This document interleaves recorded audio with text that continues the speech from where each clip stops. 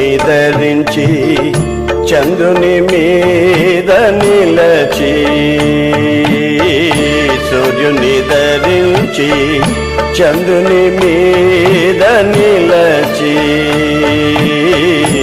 ఆకాశములో కనుపిల్చే ఈమెయెవరు, ఆకాశములో కనుపిల్చే ఈమెయెవరు.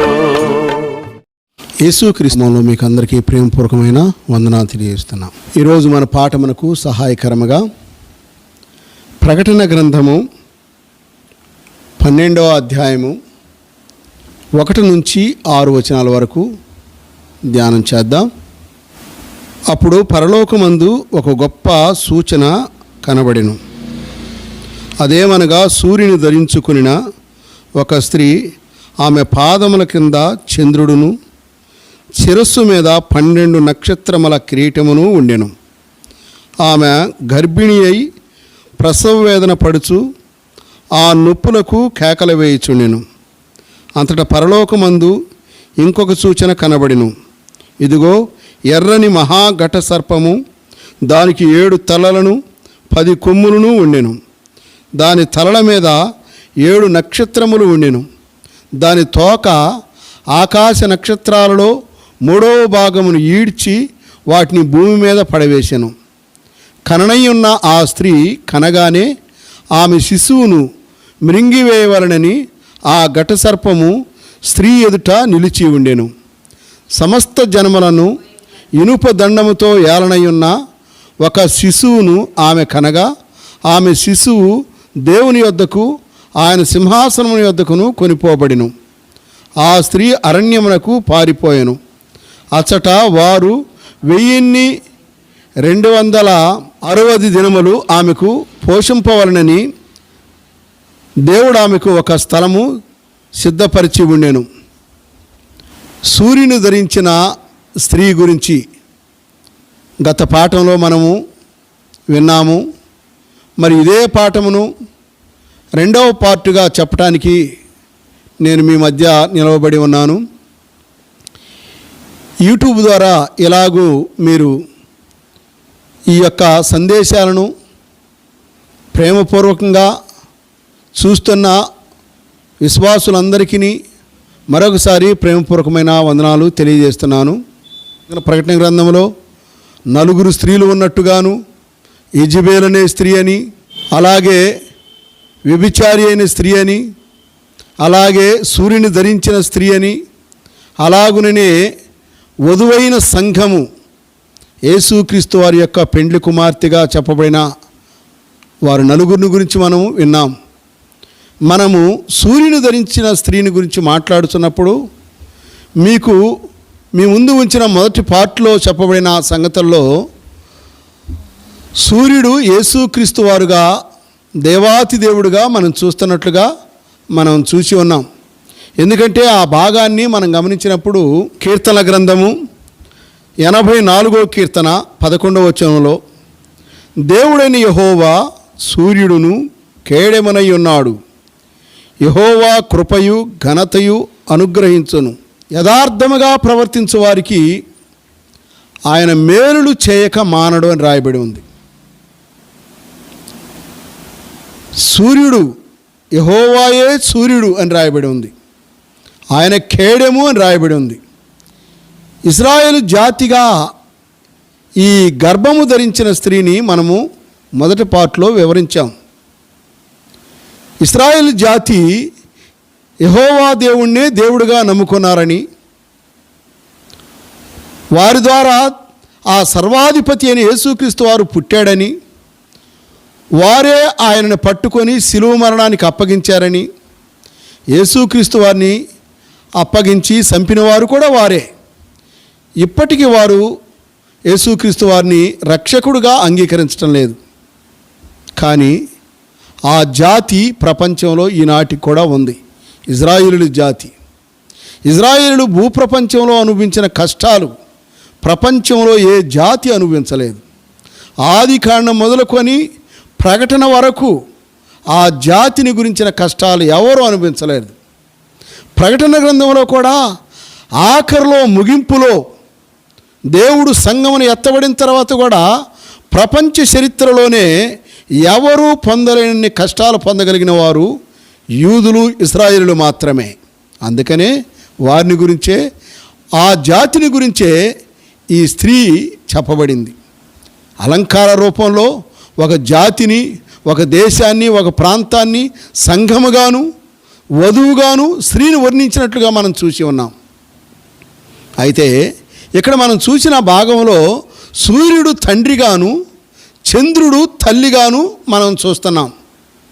అది ఎలాగూ ఎక్కడా చెప్పబడింది ఆ మాటలంటే ఆదికాండములో 37వ అధ్యాయము 10వ వచనంలో రాయబడి ఉంది ఈ మాట. అతడు తన తండ్రితోనూ తన సహోదరులతోనూ అది తెలియజెప్పినప్పుడు అతని తండ్రి అతనితో, నీవు కనిన ఈ కల ఏమిటి? నేనును నీ తల్లియు నీ సహోదరులను నిశ్చయముగా వచ్చి నీకు సాష్టాంగపడుదుమా అని అతన్ని గద్దించాను అనే మాట చూస్తున్నాం. యోసేపు చిన్నతనములో యాకోబు 12 మంది కుమారులు కలిగి ఉండగా యాకోబు భార్య రెబ్కా ఇలాగూ ఆయన భార్యల గురించి మాట్లాడుతూ, అదిగో అక్కడ కన్న కల, యోసేపు చిన్నతనంలో కన్న కల, తండ్రి మనమందరము మనం పొలంలోనికి వెళ్ళి పనలు కోసి కట్ల కట్టుచుండగా నా పన నిలబడి ఉన్నది, మీ అందరి పనులు నా ముందు సాష్టాంగపడ్డాయి అని ఒక కలగన్నాడు. తర్వాత మరొక కలగన్నాడు, సూర్యచంద్ర నక్షత్రములు 11 నక్షత్రములు నాకు సాష్టాంగ నమస్కారం చేసి అని కూడా చెప్పాడు. అప్పుడు తండ్రి గద్దించాడు, ఏమిటి నువ్వు కన్న కళ ఏమిటి? ఇలాంటి కళలు ఎందుకు వస్తున్నాయి నీకు? సూర్యుడు చంద్రుడు అంటే నేను మీ తల్లి కూడా నీకు నమస్కారం చేయాలనా? నీ సోదరులు 11 మంది కూడా నీకు నమస్కారం చేయాలా అని గద్దించినట్లుగా మనం చూస్తున్నాం. అవునండి, గద్దించిన ఆ మాటలు ఇశ్రాయేలులు 12 గోత్రాలకి చూపిస్తున్నాయి. ఎందుకంటే ఆ స్త్రీ గర్భము ధరించిన స్త్రీకి 12 నక్షత్రములతో ఒక కిరీటము అల్లి ఆమె తల మీద పెట్టినట్టుగా చూశాం. ఆ 12 నక్షత్రములు ఆ 12 గోత్రకర్తల పేర్లను చూపిస్తుంది. ఇశ్రాయేలు జాతి మొత్తాన్ని చూపిస్తుంది. అయితే ఆమె గర్భము ధరించింది, నొప్పులతో బాధలు పడుతున్నట్లుగా మనం చూస్తున్నాం. కననై ఉన్న ఆ స్త్రీ అని రాయబడి ఉంది. అయితే ఇశ్రాయేలు స్త్రీ ఆ స్త్రీ సంఘం ఎత్తబడిన తర్వాత గర్భము ధరించిన ఈ స్త్రీ మరి గర్భము ధరించి ఉన్నది, కననై ఉన్న శిశువు ఎవరు? ఆమె కనే శిశువు ఎవరు? మనకు యెషయా గ్రంథంలో ఇజ్రాయేలు జాతి ద్వారానే యేసుక్రీస్తు వారు పుట్టాడు. మనకు కుమారుడు అనుగ్రహింపబడెను, ఆయన భుజం మీద రాజ్యభారం ఉన్నదని అని మనం చూసాం. వారే కన్నారు, వారే ఆ ప్రభువుని ఈ లోకానికి అప్పగించి చంపారు. నేటికి వారు ఇంకా నమ్మలేదు. అయితే మరలా ప్రకటన గ్రంథంలో ఆఖరిలో, ప్రపంచ చరిత్ర ఆఖరిలో చెప్పబడే సంగతుల్లో, భవిష్యత్తులో చెప్పబడే సంగతులే ప్రకటన గ్రంథం చెప్పిద్ది. ఆల్రెడీ యేసుక్రీస్తు వారు పుట్టటము, మన కోసం 33.5 సంవత్సరాలు జీవించటము, మరణించటము, సమాధి నుండి గెలవటము, లేచిన తర్వాత మరలా పుడతాడా అని ఆలోచిస్తే ఆయన కాదండి. ఆయన జాతి మిగిలి ఉంది ప్రపంచంలో, వారే అని మనం విన్నాం. ఇజ్రాయేలు 12 మంది ఆ జాతిగా ఉన్న ఆ జాతిలో నుంచి 12 గోత్రాల నుంచి 1,44,000 మంది యేసుక్రీస్తు వారిని నమ్ముకుంటారు ఆ దినాలలో. అంటే యేసుక్రీస్తు వారిని తమ సొంత కుమారుడిగా, తమ సొంత రక్షకునిగా అంగీకరించి ఆ యొక్క అపవాది క్రీస్తు విరోధి 666 నెంబర్ ముద్ర వేసినప్పుడు ఆ ముద్రను వీరు వేపించుకొనక యేసుక్రీస్తు వారే దేవుడని అంగీకరించి వాని యొక్క యాంటీ క్రైస్టు పాలనలో వీరు హతసాక్షులు అవుతారు. కనిని వెంటనే దేవుని యొద్దకు వెళ్ళబడ్డాడు ఆ శిశువు అంటే ఇశ్రాయేలు జాతి. ఇంకా కొందరుంటారు వారితో యుద్ధం చేస్తున్నట్లుగా మికాయోలు వచ్చి వారిని గెలిచినట్లుగా మనం చూస్తాం 7వ వచనంలో. అయితే ఇప్పుడు సూర్యుని గురించి యాకోబు నేనును అని అన్నాడు. సూర్యుడంటే యాకోబులాగా మనకు కనబడుతుంది. నీ తల్లియు నమస్కారం చేస్తున్నావా నీకని యేసేపుతో చెప్పిన మాట ప్రకారంగా తల్లి అంటే రెబ్కా, యాకోబు భార్య రెబ్కా. అలాగైతే యేసుక్రీస్తు వారే వరుడైతే యేసుక్రీస్తు వారికి వధువు ఎవరు? సంఘము. ఇవాళ మనం నమ్ముకున్న సంఘమే. అయితే ఇశ్రాయేలు జాతి ఆ యొక్క స్త్రీ, గర్భము ధరించిన స్త్రీ 12 నక్షత్రములు కలిగిన ఆ కిరీటం పెట్టుకొని సూర్యుని ధరించింది, చంద్రుడి మీద నిలబడింది. చంద్రుడే ఈ సంఘం అని చెప్పడానికి ఆధారాలు ఉన్నాయి. దేవుడు నాకు బయలుపరిచిన విషయాలను మీకు తెలియజేస్తున్నా. చంద్రుడు ఈ సంఘము అనటానికి ఆధారం ఎలాగంటే పరమగీతముల గ్రంథము 6వ అధ్యాయం 10వ వచనంలో రాయబడి ఉన్న మాట ఏంటంటే, సంధ్యారాగము చూపట్టుచు చంద్రబింబమంత అందము గలదై సూర్యుని అంతా స్వచ్ఛమును కళలను గలదై యూహిత సైన్య సమభీకర రూపిణియగు ఈమె ఎవరు అని రాయబడి ఉంది. సొలొమోను యొక్క భార్యగా సూలమితి, పాత నిబంధనలోనే సంగమునకు సొలొమోనుకు సూలమితికి ఎలాంటి సంబంధాలు లేకపోయినా అప్పటి కాలపు చరిత్ర భక్తులు వారందరూ పాత నిబంధన ఆ సూలమితిని సంఘంగా పోల్చారు. ఆ సంఘమును ఇక్కడ చదువుకున్న మాటలో చంద్రబింబమంత అందము గలదై అని రాయబడి ఉంది. సంఘమును చంద్రుడితో పోల్చాడని రాయబడి ఉంది. అక్కడ సంఘమే చంద్రుడిగా పోల్చబడినట్టుగా మనం చూస్తున్నాం. అలాగైతే ఈ చంద్రుడి మీద నిలబడిన ఈ స్త్రీ సంఘం మీద నిలబడింది అని అర్థం. సంఘం మీద ఆనుకొని ఉన్నది అని అర్థం. ఇశ్రాయేలు జాతి సంఘం కంటే ముందు వాళ్ళే, ముందటిగా ఉన్నవారే. ఇశ్రాయేలు జనాంగము ఆది కాండము నుంచే ఆ 12 గోత్రాల వారు ఉన్నారు. కానీ వారు కూడా చంద్రుడి మీద నిలబడినట్లుగా ఉన్నారంటే సంఘం మీద నిలబడ్డట్టుగా ఆధారాలు మనకి కనబడుతున్నాయి. అది ఎలాగూ అని మనం ఎట్లా చెప్పగలుగుతామంటే, ఎఫెసీయులకు రాసిన పత్రిక 3వ అధ్యాయము 8 నుంచి 11 వచనాల వరకు దేవుడు తన ప్రభు అయిన యేసుక్రీస్తునందు చేసిన నిత్య సంకల్పము చొప్పున పరలోకము ప్రధానులను అధికారులను సంఘము ద్వారా తన యొక్క నానా విధమైన జ్ఞానము ఇప్పుడు తెలియబడవలనని ఉద్దేశించి శోధింపశక్యము కాని క్రీస్తు ఐశ్వర్యమును అన్యజనులలో ప్రకటించుటకును సమస్తమును సృష్టించిన దేవుని యందు పూర్వకాలము నుండి మరుగై ఉన్న ఆ మర్మముల గురించిన ఏర్పాటు ఎట్టిదో అందరికీ తేటపరచుటకును పరిశుద్ధులందరిలో అత్యల్పుడునైన నాకు ఈ కృప అనుగ్రహించాను అని రాయబడి ఉంది. పరిశుద్ధులలో అత్యల్పుడునైన నాకు ఈ కృప అనుగ్రహింపబడినని పౌలు మహాశయులు చెబుతున్నారు ఎఫెసీయులకు రాసిన పత్రికలో. పరిశుద్ధులలో నేను అత్యల్పుడను, ఈ కృప నాకు అనుగ్రహించాడు దేవుడని చెబుతున్నాడు.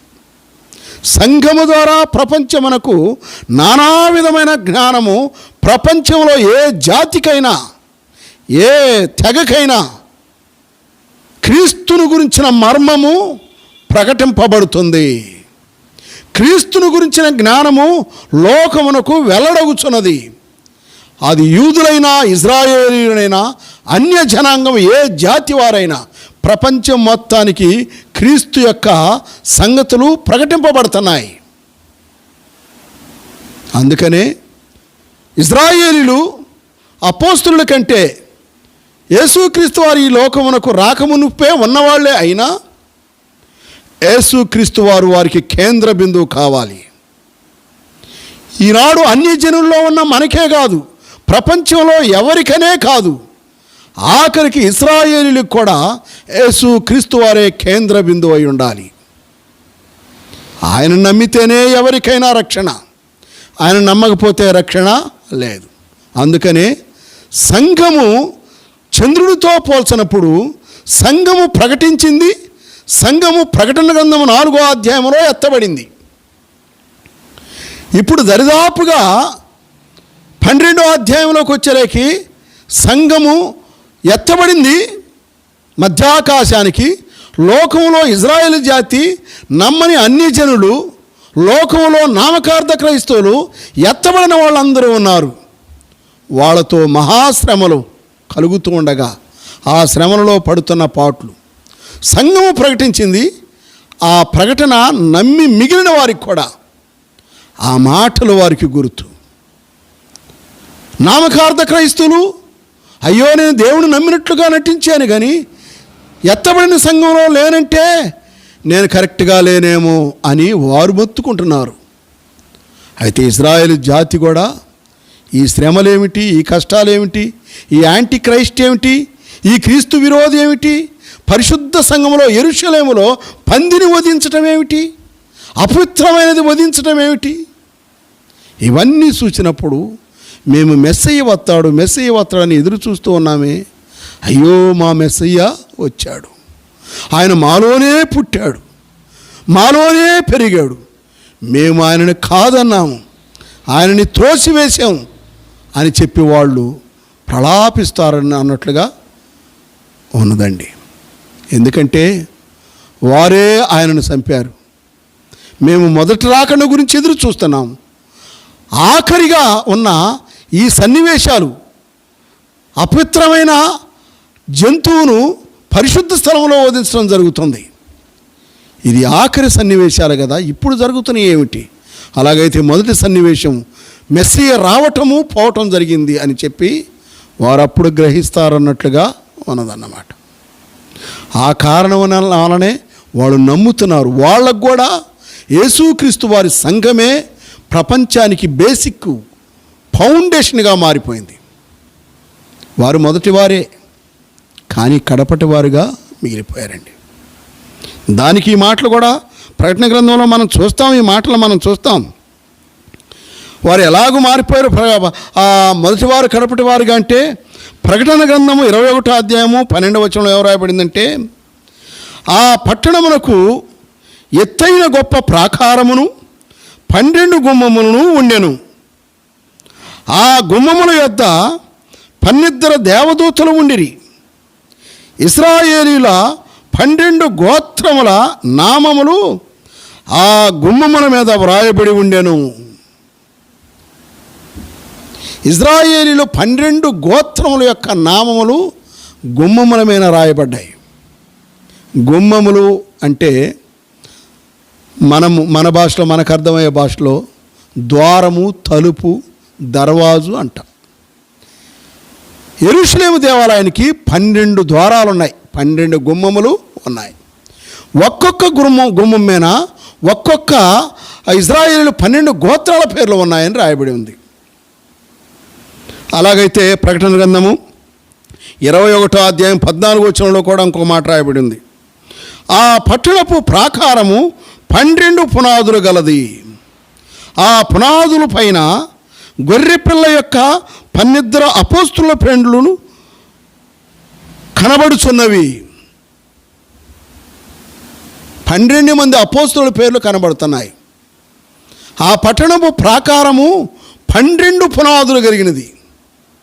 ఆ పట్టణానికి ప్రాకారం ఉంది, ఆ పునాదులు 12 పునాదులు. ఆ 12 పునాదుల మీద ఎవరి పేర్లు రాయబడ్డాయి అంటే 12 మంది అపోస్తుల పేర్లు రాయబడ్డాయి. అపోస్తులు ఎప్పటివారు? యేసుక్రీస్తు వారి లోకానికి వచ్చినప్పుడు ఆయన నమ్ముకున్న శిష్యుల్లో 1000 మంది ఆయనను వెంబడిస్తే 12 మందిని అపోస్తులుగా ఏర్పాటు చేసుకున్నాడు. వీరిని అపోస్తులు అన్నారు. ప్రభువారు పేతురుతో అన్నాడు, పేతురు, ఈ బండ మీద నా సంఘమును కట్టుదును, పాతాళం యొక్క ద్వారములు దీని ఎదుట నిలవనేరవు అన్నాడు. అలాగైతే అపోస్తులు యేసుక్రీస్తు వారి తర్వాత యేసుక్రీస్తు వారు ఏర్పాటు చేసుకున్నవాళ్ళు. అపోస్తులు అంటే ప్రపంచానికి సువార్త ప్రకటించడానికి పంపబడిన వారు. వీరు కూడా ఇజ్రాయేల్ జాతికి సంబంధించిన వారే కావచ్చు. ఆది కాండములో ఉన్న గోత్రకర్తల కంటే చాలా సంవత్సరాలకి వెనకగా వచ్చిన వారు వీళ్ళు. మరి ఇజ్రాయేలు 12 గోత్రాల వారు వీరికంటే చాలా ముందుగా ఉన్నవారు. అయితే వీరి పేర్లు ఎక్కడున్నాయో వారి పేర్లు ఎక్కడున్నాయో పరలోక పట్టణములో యెరూషలేము యొక్క పట్టణం మీద ఎవరెవరి పేర్లు ఎక్కడున్నాయో మనం చూసినప్పుడు ఇక్కడ మనకు కనబడుతున్న మాట, వెనక వచ్చిన వారు అపోస్తులు, వారికంటే ముందుగా ఉన్నవారు ఇశ్రాయేలీయులు 12 గోత్రాల వారు. ఇంటికైనా చర్చికైనా ఏ భవనానికైనా మొట్టమొదట పునాది వేస్తారు. పునాది తర్వాతనే దర్వాజులు పెడతారు. అయితే పునాదుల మీద అపోస్తుల పేర్లు ఉన్నాయి, దర్వాజుల మీద గోత్రకర్తల పేర్లు ఉన్నాయి. దీనిని బట్టే కాబోలు మత్తయి సువార్త 18వ అధ్యాయము 30వ వచనంలో మొదటివారు అనేకులు కడపటి వారగుదురు, కడపటి వారు మొదటి వారగుదురు అని రాయబడి ఉంది. అలాగైతే చూడండి, ఇశ్రాయేలీయులు 12 గోత్రాల వారు మొదటి నుంచి ఆది కాండం నుంచి ఉన్నవారు. అయినా వారు ఇప్పుడు వారి పేర్లు ఆ పరలోకములో యెరూషలేము గుమ్మముల మీద రాయబడ్డాయి. అపోస్తుల పేర్లు యేసుక్రీస్తు వారు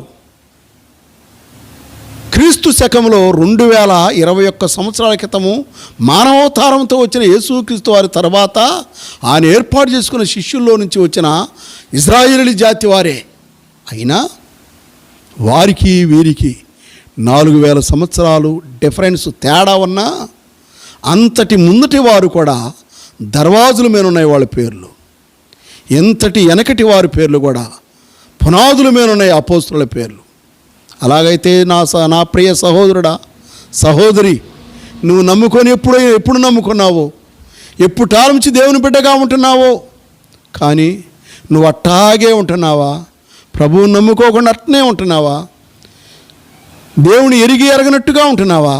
అలాగైతే నువ్వు 50 సంవత్సరాల నుంచి ప్రభువుని నమ్ముకొని ఉండవచ్చు, 70 సంవత్సరాల నుంచి ప్రభువుని నమ్ముకొని ఉండవచ్చు. ప్రభువుకు సాక్షిగా జీవించకపోతే దేవుడు చెప్పిన మాట ప్రకారంగా మొదటివారు అనేకులు కడపటి వారు అగుదురు, కడపటి వారు మొదటివారు అగుదురు అని రాయబడి ఉంది. అదిగో అపోస్తులు కడపటి వారే, ఇశ్రాయేలీయులు మొదటివారు. అయినా వారి పేర్లు దర్వాజుల మీద ఉన్నాయి, వీరి పేర్లు యొక్క పునాదుల మీద ఉన్నాయి. అలాగైతే నా ప్రియ సహోదరుడా సహోదరి, ఇదిగో ఇక్కడ రాయబడి ఉన్న ఈ మాటలను బట్టి చూస్తే ఇదిగో అపోస్తుల పేర్లు సంగమగా పునాదుల మీద బేసిక్గా ఉన్నట్టుగా ఉంది. అలాగైతే నీవు కూడా ఇలాగే ఉంటే, ఒకవేళ ఎత్తబడకపోతే సంఘములో ఇజ్రాయేల్ జాతిలో కష్టాలు పడుతూ ప్రభువు నామమున ఒప్పుకొని ఒకవేళ అప్పుడు మహాశ్రమంలో నుంచి నీవు నమ్ముకొని రావాలనుకుంటే అసలు నీ పేరులే గుర్తుండవేమో. ఇజ్రాయేల్ జాతికి మాత్రమే ఈ అవకాశం ఉంది, కానీ ఇతర జాతికి ఎవరికి అవకాశాలు ఉండవు. నీ పేరు ఉండదేమో ఒకవేళ. కాబట్టి ఈ మాట ఎలాగింటున్నామంటే, ఆ మహాశ్రమల తర్వాత సంఘం ఎత్తబడిన తర్వాత కూడా ఇట్టాటి అద్భుతమైన సంగతులు ప్రపంచంలో జరగబోతున్నాయని ముందుగా దేవుడు తెలియజేస్తున్నాడు మనకి. అలాగైతే నువ్వేం చేయాలంటే, ఇప్పుడు యేసుక్రీస్తు వారిని నమ్ముకొని సంఘములో సభ్యురాలుగా చేర్చబడాలి. లేకపోతే నువ్వు సంఘముతో ఎత్తబడకపోతే, విడవబడితే ఇశ్రాయేలు జాతి కష్టాలు అనుభవిస్తుండగా అసలు నీ పేరు ఉంటుందో ఉండదో కూడా చెప్పలేం. ఇశ్రాయేలు జాతికి మాత్రమే ఈ అవకాశం ఉంది, కానీ మనకు ఉంటుందో ఉండదని చెప్పడానికి వీలు లేకుండా ఉంది. ఇలాంటి భయంకరమైన సన్నివేశాలు ఇంకా సంభవించలేదు. ఇలాంటి భయంకరమైన సన్నివేశాలు సంభవింపక మునిపే, సంఘం ఎత్తబడక మునిపే నీవు మార్పు చెంది సంఘంలో సభ్యురాలుగా చేర్చబడి ఎత్తబడే సంఘంలో ఉండాలని ప్రేమపూర్వకంగా మీకు మనవి చేస్తూ దేవుడి మాటలు మన కోసం దీవించినట్లుగా ప్రార్థన చేసుకుని మనము ముగించుకున్నాం. మహాపరిశుద్ధుడు అయిన మా ప్రియ పరలోకపు తండ్రి, మీ మిత్రుని ప్రేమకు స్తోత్రాలు, వందనాలు చెల్లిస్తున్నాం. మీ దయచేత కృపచేత నా ప్రభా మీ మాటలు విన్నాం తండ్రి. నాయనా నా ప్రభా, ఆ యొక్క స్త్రీ ఇశ్రాయేలు జాతిని చూపించినట్లుగాను, ఆమె నిలవబడిన చంద్రుడు సంఘానికి సాదృశ్యంగాను మేము చూస్తున్నాం తండ్రి. నా ప్రభా, సంఘము ద్వారా నానా విధమైన జ్ఞానం వెల్లడైంది. ఆ జ్ఞానమును బట్టి నాయన క్రీస్తు విరోధి పాలనలో ఇశ్రాయేలు జాతి సంపూర్ణముగా వాళ్ళు మార్పు చెందినట్లుగా, రక్షింపబడినట్లుగా మేము చూస్తున్నాం తండ్రి. నా ప్రభా, మేమైతే నాయనతో మాకైతే ఆ ఛాన్స్ ఉందో లేదో చెప్పలేం, కానీ ఈ నేటికి సంఘం ఎత్తబడలేదు. నాయన ఎత్తబడబోయే సంఘంలో మేము చేర్చబడితే మాకెంత మేలు తండ్రి. నా ప్రభా నాయనా తండ్రి, అదిగో ఇశ్రాయేలు జాతి మాత్రమే 144,000 మంది రక్షింపబడ్డారు ఆ దినాన. నాయనా నా ప్రభా తండ్రి, అన్య జనాంగాల్లో కూడా కొందరు రక్షింపబడేవారు ఉంటే ఉండొచ్చు, కానీ మహాశ్రమను తప్పించుకోవడానికి సంఘముతో ఎత్తబడటం ఎంతైనా మేలని ప్రేమపూర్వకమైన సందేశాన్ని ఆ దయామయుడు మనకు అందిస్తూ ఉండగా, ఆ సందేశాన్ని అంగీకరించి ఆయన రాజ్యానికి మనము వారసులమయ్యేటట్లుగాను, ఆయన సంఘముతో ఎత్తబడే వారంగా ఉండటానికి సహాయం చేయమని మీ మాటలు ఆలకిస్తున్నామే బిడ్డలకి తండ్రి. ఎన్నో బాధలున్నాయి, బాధ్యతలున్నాయి, ఆర్థిక అవసరతలున్నాయి, అనారోగ్య సమస్యలున్నాయి, నాయన చింతలున్నాయి, కరువులున్నాయి, వివాహాలు కావాలి, ఉద్యోగాలు కావాలి, వారికి కుటుంబాల్లో నెమ్మది లేని పరిస్థితులు ఉన్నాయి తండ్రి. నాయనా తండ్రి, నాయన సంతానం కావాల్సిన వారు ఉన్నారు. ఎన్నో సమస్యలు పోగొట్టుకోవాలని మీ ఎదుట ఆశతో కూర్చొని ఆలకించేవారు ఉన్నారు తండ్రి. అట్టి వారందరికీ నాయన తండ్రి మీ సహాయాన్ని అనుగ్రహించమని, మీ దీవెనలు మెండుగా వారి మీద ఉంచమని మీ బలమైన హస్తాలకు అప్పగించుకుంటూ మా ప్రభువైన యేసుక్రీస్తు నామంలో ప్రార్థన చేసి అడిగి వేడుకుంటున్నాం తండ్రి. ఆమేన్. అందరికీ ప్రేమవందనాలు తెలియజేస్తున్నాం.